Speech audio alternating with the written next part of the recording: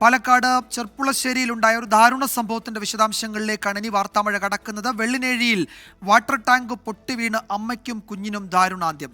നെല്ലിപ്പറ്റക്കുന്ന് ഫാമിനകത്തെ water ടാങ്കാണ് തകർന്നത്. ഭർത്താവ് എത്തിയപ്പോഴാണ് ഇരുവരും കല്ലുകൾക്കിടയിൽ കിടക്കുന്നത് കണ്ടത്. വെള്ളിനേഴിയിലെ ഫാമിൽ താമസിച്ച് ജോലി ചെയ്യുകയായിരുന്നു ബംഗാളിൽ നിന്നുള്ള കുടുംബം. ഫാമിലെ ആവശ്യങ്ങൾക്ക് വെള്ളം ഉപയോഗിച്ചിരുന്ന ടാങ്ക് പൊട്ടി സമീപത്ത് നിന്ന് ജോലി ചെയ്യുകയായിരുന്ന ശ്യാമിലിയുടെയും മകൻ 1.5 വയസ്സുള്ള സ്വാമിറാമിന്റെയും ദേഹത്ത് വീഴുകയായിരുന്നു. ഇരുവരും തൽക്ഷണം മരിച്ചു.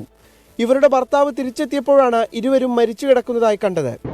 അപ്പം നോക്കുമ്പോഴാണ് കുട്ടി കുറച്ചിപ്പുറത്ത് തിരിച്ചു കിടക്കുന്നു, അമ്മ അതിൻ്റെ അടിയിൽ കിടക്കുന്നു.